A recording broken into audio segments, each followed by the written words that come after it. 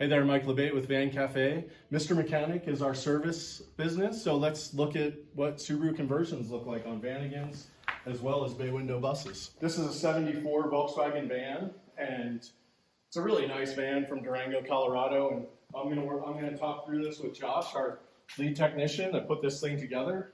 These people are picking it up tomorrow, and they're super excited about it. Hey Josh, how you doing? Good, how's it going? Good. So Josh has been kind of one of the pivotal points of putting this Bay Window conversion kit together.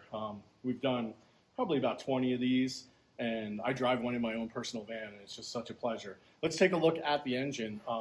So it starts in here, and you can see where this is the access hole from the factory, and you can fill the coolant there, and you can get some inspection there. But we're gonna really take a look in the engine bay. All right, so this motor is out of a 2000 Subaru Outback. It's a naturally aspirated 2.5 liter. We utilize radiators in both of the cavities here, getting airflow from the factory ducts up top. Hey Josh, can you explain to us why our system works over other systems and where other people have failed? Why does our in-bay engine coolant system work? Well, one of the biggest benefits is the simplicity of the system.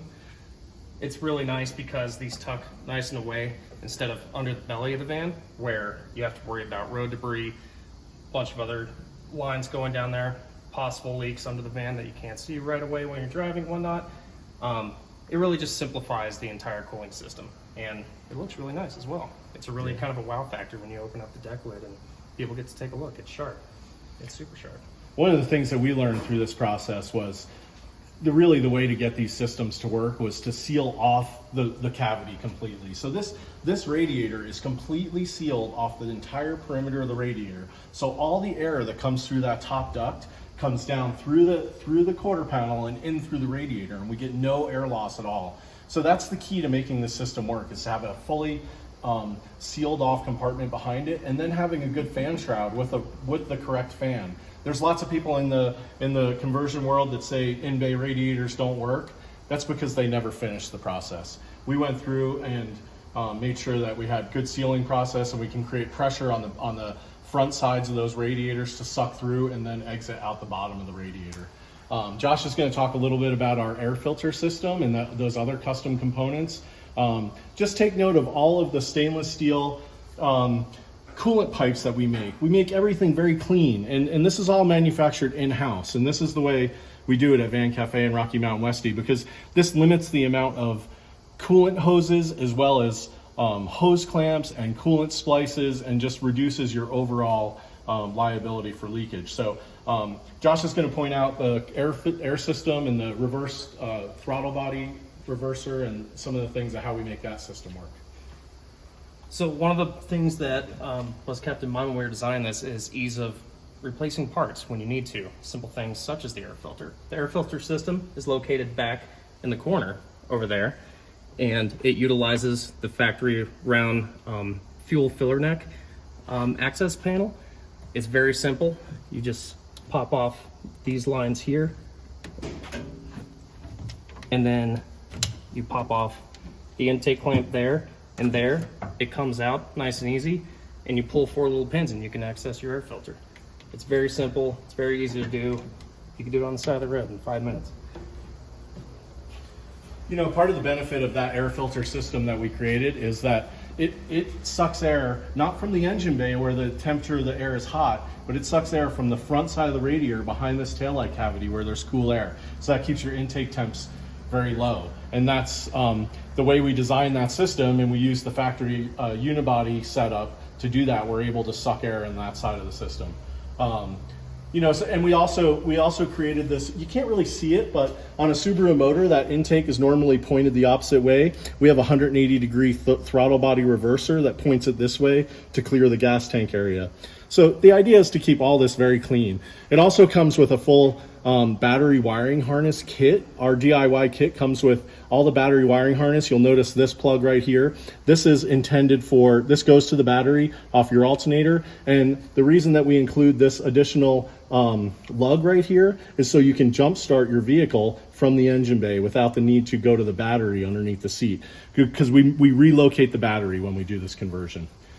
So this setup is set up without power steering or air conditioning, and just an alternator. And then you can also check your oil really easy here, and you can fill your oil right there when you do oil changes. So let's take a look underneath the van. The other thing we like to do in-house on these conversions is we like to set the gearing up in the transmission for the actual power of the van. And once you set up the ring and pinion and the gearing on these vans at 65 miles an hour is a very comfortable speed. You'll be about 3,100 RPMs. I drive the same van and I get 24 miles to the gallon at 65 miles an hour. And it's such a pleasure and so quiet to drive at that. I'm going to let Josh show you our engine mounting bar and our oil pan and some of the things from underneath the van. So right away from the back, you can see with the Van Cafe Rocky Mountain Westie shortened oil pan, you have very, very good ground clearance versus the stock pan, which sits about 4 inches lower. So you don't have to worry about, again, any road debris or anything like that running into your oil pan. It's also made of really thick steel, so it can take a beating just in case something does happen to it. On the bottom side behind that is the carrier bar that will mount to your factory square Subaru motor mounts. It's a pretty slick system, especially when you're installing it. It locates into factory holes that are on the side of the body of the van. And there's also strapping that goes to the front here that also braces to where the factory engine carrier bar would be, or was rather. And so with everything tied in together like that, when you're installing the motor, it makes it really nice. It makes it very versatile, and ease of installation is really good. Behind that, like Mike was saying, we have a nice re-geared transmission back here. This is a vehicle speed sensor pickup that goes right to the computer, so you don't have any weird idle issues or anything like that. The fueling system is mounted over here on the side with a fuel pump and pre-pump filter. Nice and easy of access in case you do need to service it, in case anything goes wrong. And yeah, it's all pretty compact. It's very well thought out, and ease of access to everything is really nice if you do have to work on it.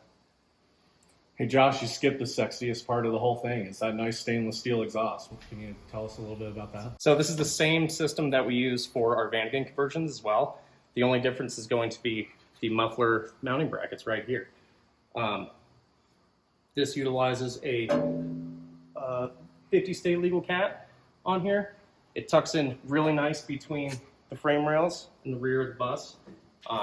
It sounds really good. It has just enough throaty tone to it where people know that you're coming, but it's not so loud that it's overwhelming when you're driving down the road for a road trip or something like that.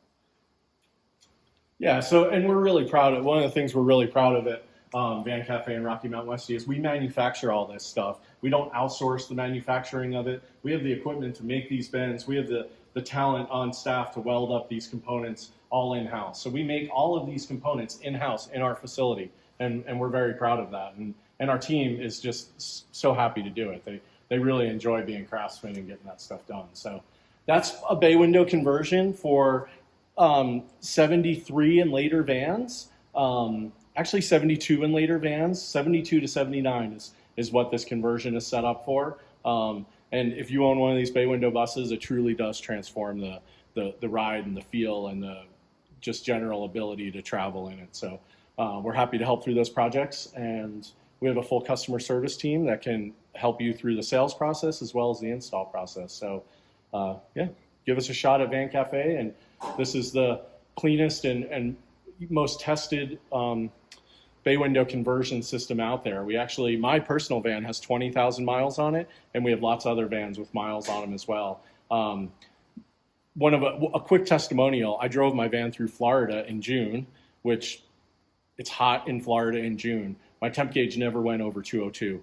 It keeps it really nice and cool. And this system, driving down the road on the highway, you're at 195, fans off, just cruising down the road. So the system itself works really good, and you know, it makes the family just feel a lot more comfortable with reliability and longevity. So thanks so much, and appreciate you watching our videos, and there will be more to come.